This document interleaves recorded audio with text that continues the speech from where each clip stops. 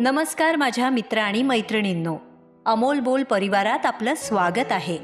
प्रेमभंग किंवा ब्रेकअप झाल्यानंतर कधी कधी आयुष्य आपल्याला अशा वळणावर आणून सोडतं जिथून पुढे जाता येत नाही.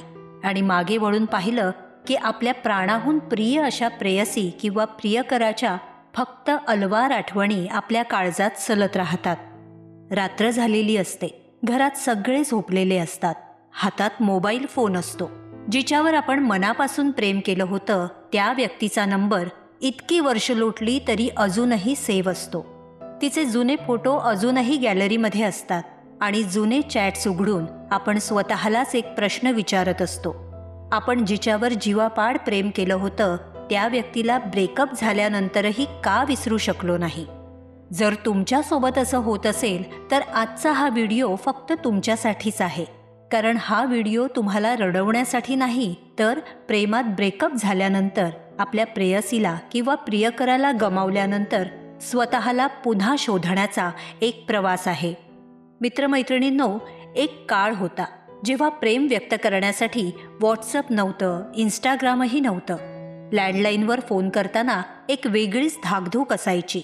वाटायचं फोन तिनेच उचलावा, तिच्या वडिलांनी नाही. कधी कधी प्रेमपत्र लिहायचं, मग एखाद्या मित्र किंवा मैत्रिणीच्या हातून ते तिच्यापर्यंत पोहोचवायचं आणि मग प्रतीक्षा करायची, उत्तर कधी येईल याची. आजच्या काळात प्रेम व्यक्त करणं खूप सोपं झालंय, पण एक गोष्ट मात्र कधीच बदललेली नाही: प्रेमाचा दी एंड झाल्यानंतर होणारी वेदना.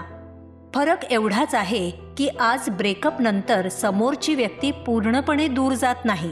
तिची इंस्टाग्राम स्टोरी दिसते, त्याचा नवीन फोटो दिसतो, कोणाला फॉलो केलं हे कळतं आणि मग इथेच सुरू होतो एक धोकादायक खेळ. आपण समोरच्याच्या आयुष्यावर लक्ष ठेवून राहतो आणि स्वतःचं आयुष्य जगणं विसरतो. जर तुम्हाला खरंच पुढे जायचं असेल तर स्वतःला स्पेस द्या. आपल्या प्रियकराच्या किंवा प्रेयसीच्या आठवणीत रमणं, आपल्या मित्रमैत्रिणींद्वारे ते काय करत आहेत याची सतत माहिती घेणं, सोशल मीडियावर जाऊन त्यांचे प्रोफाईल चेक करणं आणि जुने चॅट्स वाचणं बंद करा. कारण प्रत्येक नवीन अपडेट तुमच्या जुन्या जखमेवर मीठ चोळत असतं.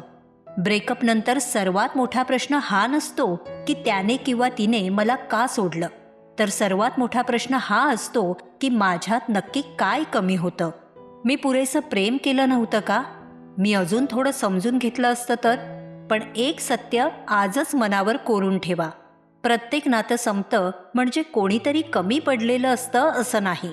कधी प्रेम असूनही स्वभाव जुळत नाहीत, कधी घरचे, समाज, तर कधी आर्थिक परिस्थिती आड येते.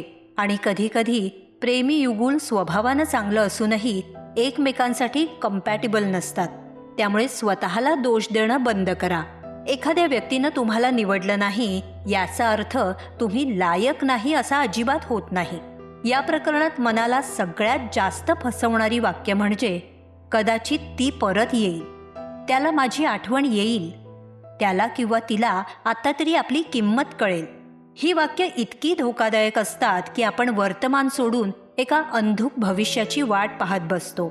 स्वतःला विचारा, ती व्यक्ती खरंच परत येणार आहे का, की माझं मन फक्त एका खोट्या आशेच्या मागे धावतंय?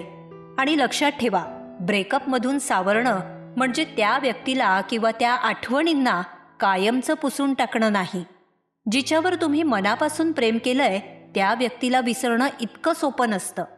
एखादं जुनं गाणं ऐकताना किंवा त्या रस्त्यावरून जाताना आठवण येणारच, पण ब्रेकअपमधून सावरणं म्हणजे त्या आठवणीत अडकून न राहता तुमचं आयुष्य पुन्हा नव्यानं सुरू करणं. एक दिवस असा येईल, तिची आठवण येईल, पण त्यामुळे तुमचं काम थांबणार नाही. त्याचा जुना फोटो दिसेल आणि डोळ्यात पाणी येण्याऐवजी ओठांवर एक हलकंसं हसू येईल आणि मन शांतपणे म्हणेल, हो, एकेकाळी ही व्यक्ती माझ्या आयुष्यात होती, पण आता आयुष्याचा नवा अध्याय सुरू झालाय. जर तुमचा विश्वासघात झाला असेल तर स्वतःला अपराधी मानू नका. तुम्ही प्रामाणिक राहिलात ही तुमची हार नव्हती, ती तुमच्या मनाची श्रीमंती होती. फक्त तुमचं खरं प्रेम कदाचित नको त्या व्यक्तीच्या वाट्याला गेलं होतं. आज स्वतःशी एक पक्की गाठ बांधा: मी आता स्वतःला कधीच गमावणार नाही. काही माणसं आयुष्यातून निघून जातात, पण त्यांच्या जाण्यानंतर आपण कसे घडतो हे पूर्णपणे आपल्या हातात असतं. तुमचा सगळ्यात सुंदर अध्याय अजून सुरू व्हायचा बाकी आहे. जर हे शब्द तुमच्या मनाला भिडले असतील तर कमेंटमध्ये लिहून पाठवा. मी आता स्वतःला कधीच गमावणार नाही.